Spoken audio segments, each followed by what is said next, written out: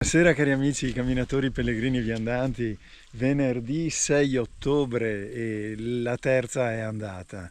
È la terza volta che tentiamo di salire sullo Spiz des Mesdi, siamo sui Monti del Sole in provincia di Belluno.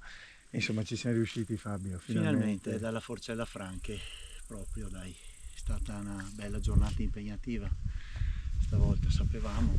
Qualche nuvola e ci siamo portati Andrea dopo un anno Come di... porta fortuna. Porta fortuna, Andrea porta Solo fortuna. perché ci sei stato tu che siamo arrivati Sicuramente, è proprio per questo. Vabbè, allora vedremo di portarti anche le prossime volte.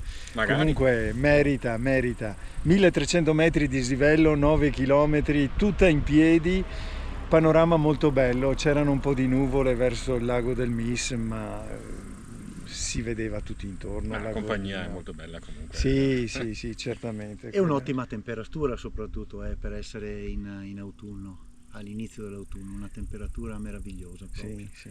Sì, passare in mezzo ai mughi d'estate non è una cosa consigliabile. Continuate a seguirci, buona montagna a tutti, ciao! Ciao! Ciao ciao ciao.